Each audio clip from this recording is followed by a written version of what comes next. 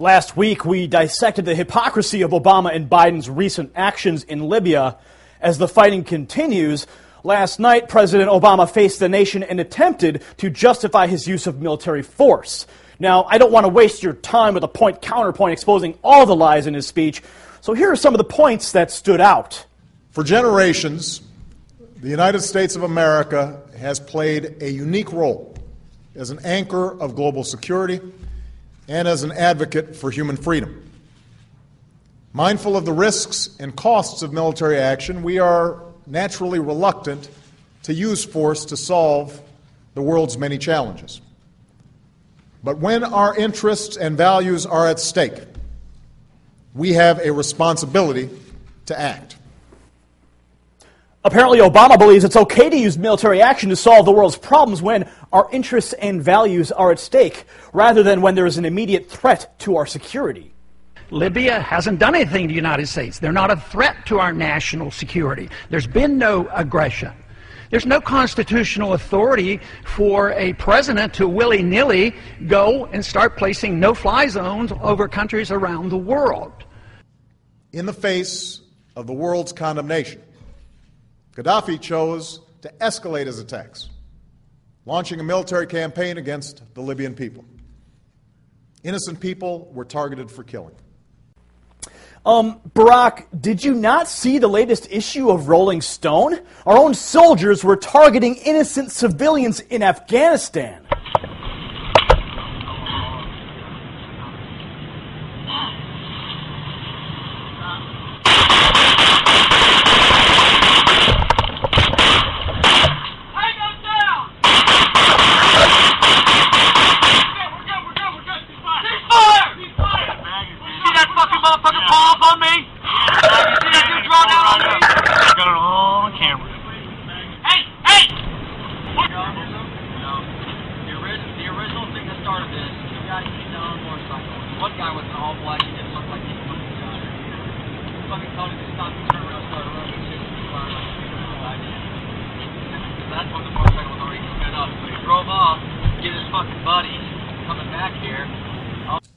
And so 9 days ago, after consulting the bipartisan leadership of Congress, I authorized military action to stop the killing and enforce UN Security Council Resolution 1973.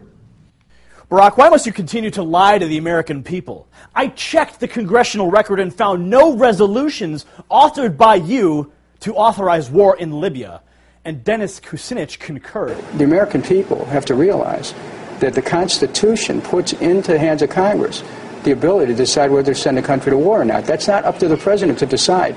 You can only do it by a vote of the Congress. The President didn't ask Congress for permission. He went ahead and did it anyway. It's a serious matter, and it is a question. We end up with a constitutional crisis over this. As Commander-in-Chief, I have no greater responsibility than keeping this country safe. And no decision weighs on me more than when to deploy our men and women in uniform. I've made it clear that I will never hesitate to use our military swiftly, decisively, and unilaterally when necessary to defend our people, our homeland, our allies, and our core interests. That's why we're going after al-Qaeda wherever they seek a foothold. If you plan on going after al-Qaeda wherever they seek a foothold, then why exactly are we supporting al-Qaeda rebels? We found this footage from an Arab news source whose only description stated, "Al-Qaeda killed a Libyan soldier, took out his heart, and burned it." And the UN called them peaceful protesters. Warning, this is graphic footage.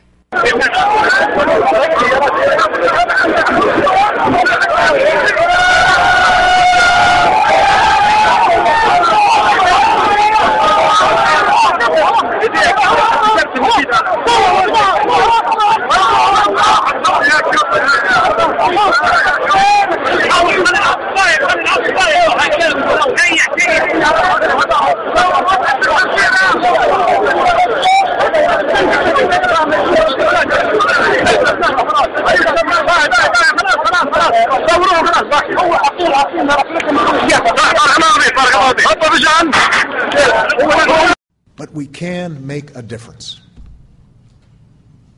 I believe that this movement of change cannot be turned back. and that we must stand alongside those who believe in the same core principles that have guided us through many storms. Our opposition to violence directed at one's own people. Our support for a set of universal rights, including the freedom for people to express themselves and choose their leaders. Mr. President, how dare you defend the rights of those in Libya while you stood silently as Americans expressing their universal rights were assaulted in Pittsburgh by police clad in military garb. This, sir, is one of your greatest sins against the American people. Hey,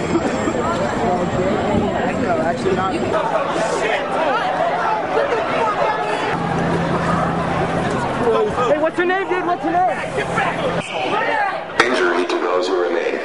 No matter what your purpose is, you must leave.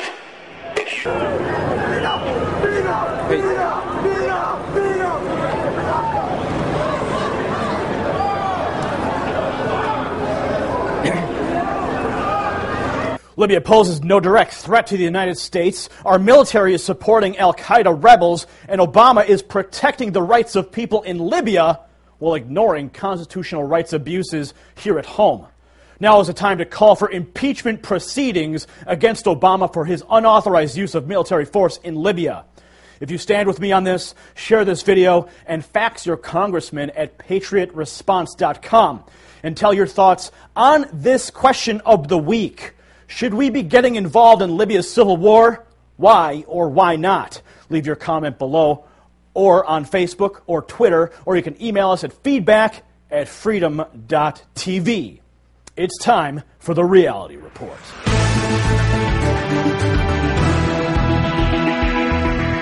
Welcome to the 87th edition of the Reality Report. Coming up, we have a clip with G. Edward Griffin on the Glenn Beck Show explaining that the New World Order is taking over. We also have an exclusive interview with the former governor of New Mexico, Gary Johnson. He tells us his view on the Libyan rebellion. Jason Burmis is back with a new punk rock politics segment, and we'll show you a commercial that you'll actually want to watch. As always, we dip into the mailbag, present last week's poll results, and brand another enemy of the state. But first, let's go to Angie with today's headlines. Thanks, Gary. With new innovations in the automobile industry, paying high prices for gasoline may soon be a thing of the past. Japanese company Genepex has introduced a car run completely on water. The car has an energy generator that extracts hydrogen from water that is poured into the car's tank. Then the generator releases electrons that produce electric power to run the car. This car can also be run on tea, soda, or seawater. For example, a car filled with 2 cans of soda can go about 50 miles per hour for 1 hour. Since the car runs solely on water, it has no emissions. Although this car is not readily available, the Honda FCX Clarity Fuel Cell electric vehicle may soon be on the market. It has an electric motor that runs on electricity generated in a fuel cell. Its emissions are only water, and it is comparable to a 2.4-liter 4-cylinder engine with an EPA-certified range of 240 miles. There are only 50 available for lease in the U.S., but when the FCX was revealed, there were over 80,000 people around the world interested. Scott Powers, a reporter at the Orlando Sentinel, was invited to cover a local political fundraiser with guest speakers including Florida Senator Bill Nelson and Vice President Joe Biden, but he wasn't treated like a guest at all. He was put in a closet for hours, so he couldn't speak with the other guests. Spokeswoman Elizabeth Alexander said an inexperienced staffer had put him there by mistake. Powers says, "When I'd stick my head out, they'd say, 'Not yet, we'll let you know when you can come out.'" He was let out for 90 minutes to listen to the speakers, then ushered back into the closet for the remainder of the party. Allen Ginsberg, who hosted the party at his mansion, said he had no idea this was happening and that he was very sorry. For a long time, the United States and Europe were said to have big differences in their thoughts about internet privacy, but that isn't the case anymore. The EU's Justice Commissioner Viviane Reding said, "Until recently, there was a common belief that our approaches on privacy differed so much that it would be difficult to work together. This can no longer be argued. Last week, both sides came together in Brussels to come to a compromise. The ultimate goals for both sides are to ensure web-based companies have clear guidelines which allow them to grow globally, and they are aiming to minimize regulatory arbitrage. Senator Joe Lieberman from Connecticut, who is also the chairman of the Senate Homeland Security Committee, was on Fox News Channel over the weekend discussing the U.S. government's intervention in Libya and Syria. Here's the clip. What should we do about Syria? Well, let me say first that it's very important for everybody to understand that what we're doing with the world community in Libya is what the Arab world wants us to do, what the Arab street wants us to do. So finally, we are on the side of the massive people yearning to be free within the Arab world.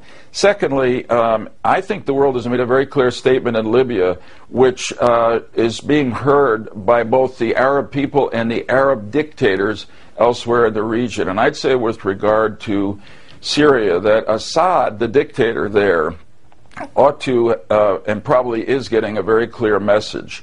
If he turns his weapons on his people and begins to slaughter them, as Gaddafi did, he's going to run the risk of having the world community come in and impose a no-fly zone and protect civilian population, just as we're doing in Libya.